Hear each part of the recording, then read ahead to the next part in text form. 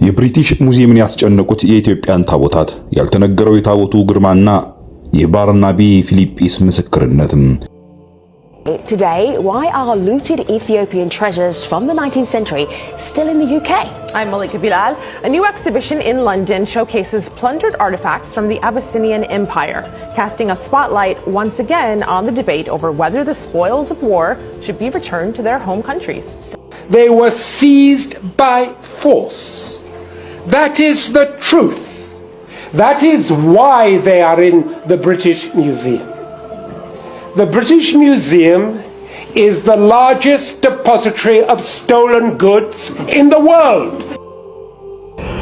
የብሪቲሽ ሙዚየምን ያስጨነቁት የኢትዮጵያን ታቦታት ያልተነገረው የታቦቱ ግርማና የባርናቢ ፊሊጲስ ምስክርነትም እነሆ በለንደን እምብርት በሚገኘው ታዋቂው የብሪቲሽ ሙዚየም ውስጥ ላይን የማይታዩ ማንም እንዲነካቸው የማይፈቀድላቸው ነገር ግን ሙዚየሙን በግርማቸው የሞሉት ሚስጥራዊ ንብረቶች አሉ። እነዚህ ንብረቶች ወርቅ ወይም አልማዝ አይደሉም። ለኢትዮጵያውያን የኪዳን መገለጫ የሆኑ ቅዱሳን ታቦታት ናቸው ስንል ማንም ላያምን ይችላል። ነገር ግን ከታዋቂው ጋዜጠኛ ባርናቢ ፊሊፕስ ሉት በተሰኘው መጽሐፉ ላይ ሚስጥሩን አውጥቶ ለዓለም ዘረገፈው። አንድ የሚገርም እውነትን አጋለጠም። ይህንን ዓለም እውነት ነው ብሎ ለመቀበል የተቸገረውን እውነት እሱ ግን ይፋ አውጥቶታል። ሙዚየሙ ታቦታቱን አልያዟቸውም ይላል። ይልቁንም ታቦታቱ ሙዚየሙን በቁጥጥራቸው ስር አድርገውታል እንጂ በሚለው ንግግሩ ይታወቃል። ምክንያቱም እርሱ በርካታ ምርምሮችንና ጥያቄዎችን አድርጓል። በዚህ ዙሪያ ላይ ያደረጋቸውን በርካታ እጅግ የማይታመኑና ድንቅ ጉዳዮችን ለዓለም ይፋ ሲያደርግ በሆኑ ዓለም ተገረመ፣ ተደነቀ። በአውሮፓ እምብርት በለንደን ከተማ ውስጥ አንድ እጅግ ጥቅ ሚስጥራዊ የሚጠበቅ ክፍል አለ። ቁልፉ በእንግሊዞች እጅ ነው። ክፍሉን ከፍቶ ለመግባት ግን የኢትዮጵያ ካህናት መገኘት አለባቸው ይላል። በብሪቲሽ ሙዚየም ውስጥ ለ150 ዓመታት የታሰሩት እነዚህ ታቦታት ዛሬም ድረስ የሙዚየሙ ሰራተኞች በፍርሃትና በድንጋጤ እያራዱ ይገኛሉ ይላል ጋዜጠኛው ባርናቢ ፊሊፕስ እንዳጋለጠው። እንዲህ ይላል፣ አንድ ነገር ሰርቀው መደበቅ ይቻላል፣ ግርማ ሞገሱን ግን መደበቅ አልቻሉትም። በብሪቲሽ ሙዚየም የሚሰሩ ሰራተኞች አንድ የሚያስፈራ ሕግ አላቸው። ወደዚህ ክፍል አትግቡ፣ እነዚህን ንብረቶች ባይናችሁ አትዩ ይባላሉ።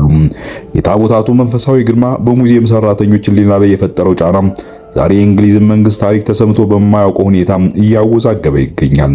ለመሆኑ እነዚህ ታቦታት በለንደን ሙዚየም ውስጥ ምን እያደረጉ ነው? ጋዜጠኛው ባርናቢ ፊሊፕስ እንዳጋለጠው ሙዚየሙ ታቦታቱን አልያዟቸውም፣ እነርሱ ግን በቁጥጥራቸው ስር አድርገውታል ይላል። ለመሆኑ በብሪቲሽ ሙዚየም የሚታዩ ታምራትና ድንቅ ነገሮች ጋዜጠኛው ምስክር ሆኖ ሰዎችን ጠይቆና መርምሮ ይፋ ያደረጋቸው ታምራት ምንድናቸው? ይዤላችሁ በዝርዝር ቀርቤያለሁ። ዛሬ በመቅደላ ጦርነት ተዘርፈው ለ150 ዓመታት በጨለማ ክፍል ውስጥ ስለታሰሩት ታቦታት ስለሚያሳዩት እጅግ ታምራዊና መንፈሳዊ ተጽዕኖ ሙዚየሙ አሁን ስላለበት የህሊና ጫና በዝርዝር እንመለከታለን። አብራችሁን ቆዩ።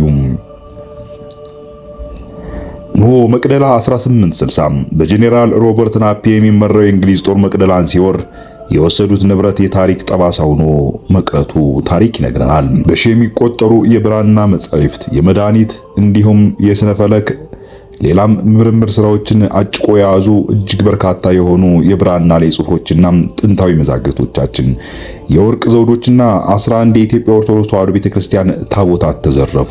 ከኒህም የመቅደላው መድኃኔ ዓለም ታቦት ልዩ ታሪክ አለው። ንጉሠ ነገሥቱ ከመሞታቸው በፊት በርከከው የጸለዩበት የኢትዮጵያ ሉዓላዊነትና የንጉሱ የጽናት ምስክር ነው ይባላል። ባርናቢ ፊሊፕስ ምን አለም? ታዋቂው ጋዜጠኛ እንደሚለው እነዚህ ታቦታት በብሪቲሽ ሙዚየም ውስጥ ካሉ 8 ሚሊዮን ቅርሶች መካከል ብቸኛ ሕያው ተደርገው የሚቆጠሩ ናቸው ይለናል። ሙዚየሙ ሌሎች ቅርሶችን ለቱሪስት እይታ ሲያቀርብ ታቦታቱን ግን ደፍሮ ለማሳየት ቀርቶ ካልተቀደሰ ሰው እይታ ለመሰወር ተገዷል። ምክንያቱም ሙዚየሙ ውስጥ ያሉ እነዚህ ታቦታት የሚያሳዩት ታምርና ድንቅ ነገር እጅግም መቋቋም የማይቻል ኃይል በውስጣቸው መያዛቸው ነው ይለናል ይህ ተመራማሪም። የቁልፉ ሚስጥርና የመንፈሳዊ ግርማው ተጽዕኖ ምንድነው ብሎ ደግሞ ያነሳል። ከዚህ ላይ የማይታየው መቅደስ ብሎ የሰየመውን በሙዚየም ውስጥ ታቦታቱ የሚገኙበትን ክፍል ነው። የተከለከለና እጅግ ሚስጥራዊ ቦታ ይለዋል። ባርናቢ ፊሊፕስ እንደገለጸው የሙዚየሙ ሰራተኞች ክፍሉን ለብቻቸው ለመክፈት መንፈሳዊ ፍርሃት ያድርባቸዋል ይላል። እነርሱን የሙዚየሙ ሰራተኞች አነጋግሮ ይህንን ቃለ መጠይቅ ሰርቶ ለሕዝብ ይፋ ሲያደርግ ነው ይህንን ሐሳብ የተናገረው። በሆኑ ቁልፉ በእንግሊዞች እጅ ቢሆንም ይላል። ክፍሉን የሚከፍቱት ግን በየዓመቱ በጥር ወር በጥምቀት ወቅት ማለት ነው የለንደን ቅዱስ ኤፍሬም ቤተክርስቲያን ካህናት ሲመጡ ብቻ ነው። የሰራተኞቹ ምስክርነት ጋዜጠኛው በመጽሐፉ የሙዚየሙ ሰራተኞች ጠቅሶ እንደጻፈው ታቦታቱ ያሉበት ክፍል ውስጥ ከባድ ጸጥታ በሄቪ ሳይለንስ አለ ይላል። ሰራተኞቹ እንዲላሉ ታቦታቱ እኛ ያዝናቸው በእኛ ቁጥጥር ውስጥ ያሉ አይመስልም። ይልቁንም እነሱ ግን እኛን ይዘውናል፣ እኛን ያዙናል፣ እኛን ያስፈሩ ያስደነግጡናል ይላሉ። we don't hold them they hold us ይላሉ። ይሄ የሚያሳየው የታቦታቱን የስነ ልቦናና የመንፈሳዊ ጫና በዚህ በሙዚየም ሰራተኞች ላይ እያደረሰ ያለውን ጉዳይ ነው። እንግዲህ ይህንን እውነት አንድ ታላቅ የሆነ በዓለም ላይ ጫናን የሚፈጥር ሙዚየም ይፋ እንዲወጣ የተደረገበት ከአቅማቸው በላይ እንደሆነ እሙን ነው። ታቦታቱን ማየት ለሰራተኞቹ ለህሊና ሰላም አደገኛ እንደሆነ ስለሚታመን ተራ ሰራተኛ እንዳያቸው የሚከለክል ጥብቅ መመሪያ መኖሩን ፊሊፕስ አጋልጧል። 2025 ውይይቱ ላይ እንዲህ አለም። አሁን ላይ የእንግሊዝ መንግስትና የሙዚየሙ አስተዳዳሪዎች በከፍተኛ ጫና ውስጥ ናቸው። ታቦታቱን ለኢትዮጵያ በቋሚነት ለመመለስ የህግ መንገዱን እየፈለግን ነው ይላሉ። ነገር ግን እስከዛሬ ለምን ዘገየ የሚል ጥያቄን ያነሳል። ለምን እስካሁን አልተመለሱም? ሙዚየሙ የበላይ ጠባቂዎች እንዲላሉ አንድ ቅርስን ከመለስን ግሪክና ግብጽ ይጠይቁናል የሚል ስጋት ነበረው። ነገር ግን ለታቦታቱ ልዩ ሁኔታ ስፔሲፊክ ኬዝ ተሰጥቷቸዋል። የሆነበት ዋና ምክንያት ታቦታቱ የሚያሳዩት ኃይልና ያላቸው እምቅ የሆነ መንፈሳዊ እና እጅግ ታምራዊ ነገር ነው በማለት ይናገራሉ። ምክንያቱም ታቦታቱ ለጥናት ወይም ለእይታ የሚውሉ ቅርሶች ሳይሆኑ ለአምልኮ ብቻ የሚያገለግሉ ቅዱሳን ዕቃዎች መሆናቸውን በግልጽ ይናገራል። ታዋቂ ባርናቢ ፊሊፕስ ስለ መቅደላ ታቦትና ስለ ሉትስ መጽሐፉ በተለያዩ ጊዜያት ከቢቢሲ ከአልጀዚራና ከታሪክ አጥኚዎች ጋር ያደረገው ጥልቅ ቃለ መጠየቆች መሰረት በማድረግ ለቪዲዮ ዝግጅታችን እንዲመጥንና በዚህ ልክ ማስረጃ ይሆን ዘንድ ይሄው ይዤላችሁ ቀርቤያለሁ። ጋዜጠኛው ይጠይቃል። ባርናቢ በመጽሐፍ ውስጥ በብሪቲሽ ሙዚየም ስለሚገኙት የኢትዮጵያ ታቦታት ስትጽፍ ልዩ ናቸው ትላለህ። ከሌሎች ቅርሶች የሚለያቸው ምንድነው? ጋዜጠኛው ጠየቀም። ባርናቢ ፊሊፕስ እንዲህ ሲል መለሰም። አየህ፣ በብሪቲሽ ሙዚየም ውስጥ በሚሊዮን የሚቆጠሩ ቅርሶች አሉ። አብዛኞቹ ለጥናት ወይም ለቱሪስት እይታ የቀረቡ ናቸው። በጣም በሚገርም ሁኔታ ታቦታቱ ግን ፍጹም የተለዩ መሆናቸው ነው። እነሱ በሙዚየም ውስጥ ቢኖሩም ማንም አያያቸውም። ይህንን እኔ ራሴ ያደረኩት ጥናትና ምርምር ነው። እዛው ከሙዚየሙ ተገኝቼ ማለት ነው። ይቀጥላል። ሙዚየሙ እነዚህ ታቦታት ቅዱስ መሆናቸውን አምኖ ተቀብሏል። የሚያሳዩት ኃይልና ጠንካራ የሆነ ፓወር በጣም ከፍተኛ ከመሆኑ አንጻር ሰዎች እንዳያዩአቸው ስለዚህ በጨለማ ክፍል ውስጥ ተቆልፎባቸዋል። ሙዚየሙ ስለ እነዚህ ታቦታት ያለው አቋም የሚገርም ነው። ይቀጥላል።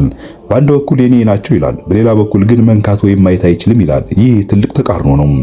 ጋዜጠኛው ድጋሚ ይጠይቃል።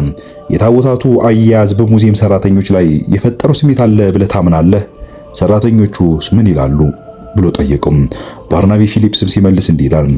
ይህ በጣም የሚገርመው ክፍል ነው። እኔ ያነጋገርኳቸው የሙዚየም ሰራተኞች ስለ ታቦቱ ሲያወሩ በታላቅ አክብሮትና በስጋት ነው። እኛ ታቦታቱን አልያዝናቸውም፣ እነሱ ግን እኛን ይዘውናል የሚል ስሜት አላቸው። በፍርሃት በመደንገጥና እጅግም በአክብሮት ነው የሚያዩአቸው። የታቦቱ ክፍል ውስጥ ያለው የጸጥታ ነገር እጅግ ተራ ጸጥታ ብቻ አይደለም፣ ከባድ ጸጥታ ሄቪ ሳይለንስ ነው። ሙዚየሙ ታቦታቱን ላለማሳየት የወሰነው የኢትዮጵያ ኦርቶዶክስ ቤተክርስቲያን ሕግ ለማክበር ብቻ ሳይሆን ሰራተኞቹ ራሳቸውን ታቦቱን ማየት በህሊና ላይ ጥላቻ ወይም የበደል ስሜት ወይም ደግሞ አንዳች የመታወክ ነገር ስለሚፈጥርባቸው ጭምር ነው። ጋዜጠኛው ጠየቀም። የለንደን የኢትዮጵያ ኦርቶዶክስ ካህናት በየዓመቱ ወደ ሙዚየሙ እንደሚመጡ ጠቅሰሃል። ያ ሂደት እንዴት ነው የሚከናወነው? ባርናቢ ፊሊፕስ መለሰም። በየዓመቱ በጥር ወር የለንደን ቅዱስ ኤፍሬም ቤተክርስቲያን ካህናት ወደ ሙዚየሙ ይመጣሉ። በዚህ ቀን ሙዚየሙ ለየት ያለ ድባብ ይኖረዋል። ካህናቱ ታቦታቱ ወዳሉበት ክፍል ሲያመሩ የሙዚየሙ ጠባቂዎችና ሰራተኞች በታላቅ አክብሮት መንገድ ይለቁላቸዋል። ካህናቱ በሩን ከፍተው ገብተው ጸሎት ያደርጋሉ። በዚያች ቅጽበት ያ የለንደን ሙዚየም ክፍሉ ወደ ጥንታዊ የኢትዮጵያ ቤተ መቅደስ ይቀየራል። የጣኑ ሽታ፣ ልዩ ልዩ የሆኑ መዓዛዎች ይጨመሩበታል። ካህናቱ ጸሎታቸውን ጨርሰው ሲወጡ በሰራተኞቹ ፊት ላይ የሚታየው ስሜት እነዚህ ነገሮች የኛ አይደሉም የሚል የእምነት ምስክርነት ይመስላሉ በማለት መለሰም። ጠያቂው ቀጠሉም። ስለ መቅደላ መድኃኔዓለም ታቦት በመጽሐፍ የጠቀስከው ነገር አለ። ያ ታቦት ለምን ልዩ ሆነም? ባርናቢ ፊሊፕስ ሲመልስ እንዲህ አለም። ይህ ታቦት ከአፄ ቴዎድሮስ ጋር ቀጥተኛ ግንኙነት ያለው ነው። ንጉሱ ከመሞታቸው በፊት የጸለዩበት ታቦት እንደሆነ ይታመናል። በሙዚየሙ ውስጥም ቢሆን የተቀመጠው ክፍል ለየት ባለ ቦታ ላይ ነው። በሐር ጨርቅ ተጠቅልሎ ነው ያለው። ይህ ታቦት ለኢትዮጵያን የሃይማኖት ምልክት ብቻም አይደለም፣ የብሔራዊ ኩራትና የሉዓላዊነት ምልክትም ጭምር ነው። ስለዚህ ሙዚየሙ ይህንን ታቦት አፍኖ መያዙ በታሪክም ሆነ በሞራል ትልቅ ዋጋ እያስከፈለው ነው። ጋዜጠኛው ቀጠሉም፣ በመጨረሻም እነዚህ ታቦት ወደ ኢትዮጵያ የሚመለሱበት ጊዜ ቅርብ ነው ብለህ ታምናለህ? ባርናቢ ፊልፕስ ሲመልስ እንዲህ አለም፣ አሁን ነገሮቹ እየተቀየሩ ይመስላሉ። የብሪቲሽ ሙዚየም ሕግ ቅርሶችን አሳልፎ መስጠት አይችልም። ነገር ግን ታቦታቱ ልዩ ቅርስና ኃይል ያላቸው በመሆናቸው ለማህበረሰብ ወጣው መታየትም ስላልቻሉ ያላቸውና የሚያሳያቸው ባሪያዎችና ከባድ የሆኑ መግነጢሳዊ ኃይላቸው እዚህ ለማስቀመጥ ብዙም የሚያስችላቸው አይመስለኝም። እነሱ ሕያው የኪዳን ታቦታት ናቸውና ሙዚየሙ አሁን ላይ ታቦታቱን ይዞ መቀመጥ አልቻለም። የህሊና ጫራው በርትቷል። ኃይሎች መቋቋም አልቻለም። ስለዚህ በቋሚነት ውሰት ሎንግ ተርም ሎን ስም ወይም በሌላ የህግ መንገድ ወደ ኢትዮጵያ የሚመለሱበት ጊዜ በጣም የቀረበ ይመስለኛል።